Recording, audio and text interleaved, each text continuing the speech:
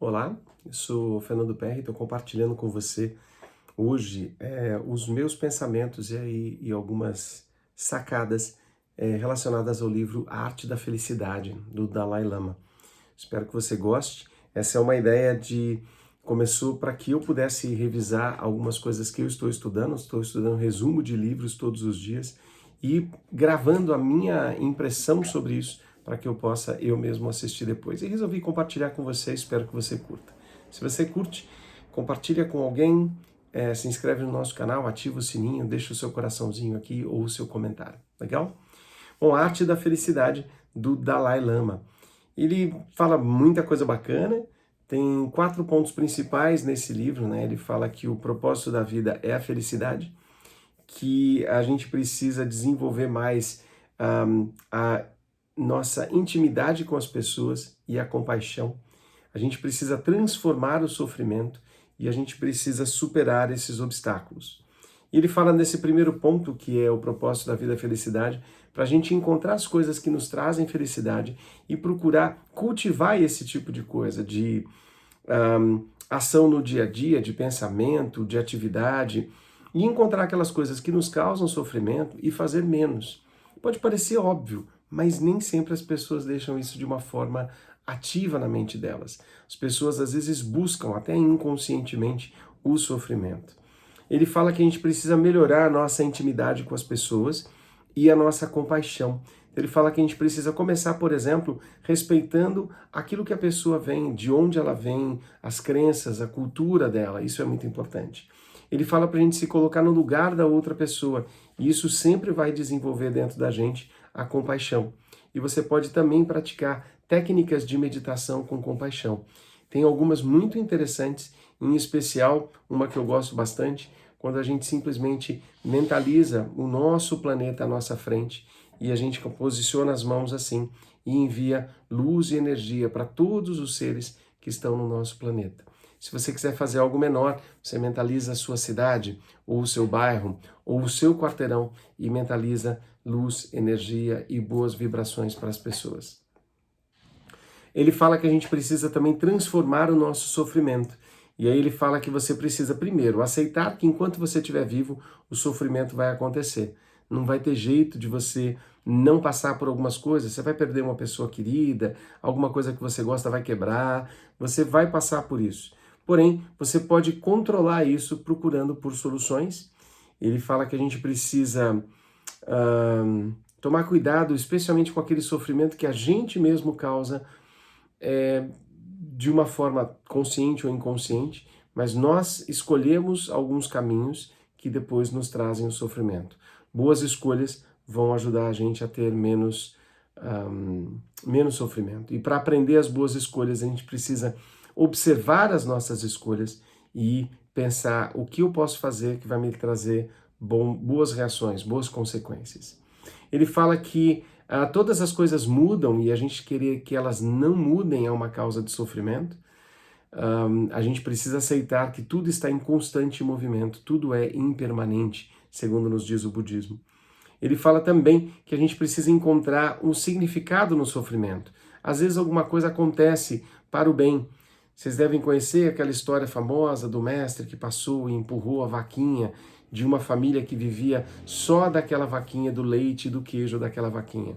E o discípulo não se conformava com isso, e no futuro o discípulo passou por ali de novo, e eles contaram, olha, depois que aquela vaquinha morreu, nós fomos atrás, começamos a trabalhar, fomos nos desenvolver e hoje estamos bem melhor. Às vezes um sofrimento tem um sentido maior que a gente não conseguiu perceber. Encontre esse sentido e talvez fique mais fácil. Ele fala que a gente também precisa se libertar do sofrimento, e 3 fontes de sofrimento, segundo a tradição do budismo, é a ignorância, os nossos desejos e o ódio. Se a gente conseguir eliminar essas emoções, a gente vai conseguir melhorar bastante essa redução do nosso sofrimento. Ele fala também que a gente precisa superar os obstáculos, ele nos dá 3 passos para isso. A educação, entender melhor por que eu quero mudar, o que eu preciso fazer para isso. A determinação, quando você se lembra com frequência do que você quer fazer. Aqui atrás de mim eu tenho uma mandala virtual, o meu quadro dos sonhos, ou as minhas metas que eu quero atingir. Isso vai me lembrando constantemente do porquê que eu estou querendo mudar, crescer e me desenvolver. E esses vídeos são lembranças que eu quero me desenvolver, e uma das propostas que eu tenho esse ano é ler mais livros. Como eu não consigo tempo para ler todos, estou trabalhando com os resumos. E ele fala também que a gente precisa da ação, a gente precisa desenvolver o hábito de fazer aquilo que nos faz bem. Boa alimentação, atividade física, bons pensamentos, cultivar a presença de pessoas queridas, cuidar da minha casa, limpar a minha mente, o meu corpo, a minha energia. E aí ele fala pra gente que a gente precisa encontrar as nossas emoções negativas e a gente precisa aprender a cultivar o oposto dela. Se eu sou uma pessoa muito agitada, eu preciso aprender a cultivar a calma. Se eu sou meio agressivo, eu preciso aprender a cultivar a compaixão ou a paz. Encontre o oposto daquela emoção que você precisa trabalhar. No começo pode ser difícil, mas com o tempo vai ficando mais fácil. Ele dá uma dica que é um pensamento budista maravilhoso, que ele diz o seguinte, sobre a gente se preocupar com os problemas. Ele fala, esse problema tem solução? Então comece a agir na solução dele e pare de se preocupar, porque se ele tem solução, não faz sentido você se preocupar. E depois ele pergunta, esse problema tem solução? Não. Então pare de se preocupar, porque se ele não tem solução, não tem nada que você possa fazer, basta você trabalhar a aceitação.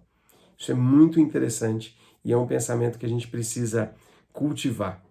Ele fala também que a compaixão e a empatia são cruciais para a gente conseguir atingir a felicidade. Então desenvolva mais compaixão e desenvolva mais empatia, se colocar no lugar do outro, tentar entender o outro ao invés de simplesmente julgar. Ouça para entender, não ouça para responder o que o outro te falou. E ele dá aqui para a gente também essa ideia de a gente precisa trabalhar a paciência e a tolerância. A gente precisa trabalhar a paciência e a tolerância. Crie qualquer técnica ou ferramenta ou hábito que você puder para desenvolver mais paciência e tolerância. E ele dá uma sugestão para que todos os dias, antes da gente sair no começo do dia, a gente pare 5 minutinhos pelo menos para fazer as nossas orações e as nossas meditações. E quando você volta para casa, de novo, pare 5 minutinhos para fazer as suas meditações e para fazer as suas orações. Agradeça. Agradeça todos os dias a oportunidade de estar aqui ainda, desenvolvendo, crescendo e, se possível, ajudando o próximo. Eu sou Fernando Perrin, espero que você tenha curtido, curte o nosso vídeo, compartilha com alguém, se inscreve no canal, ativa o sininho e a gente se vê no próximo vídeo. Esse foi A Arte da Felicidade, do Dalai Lama.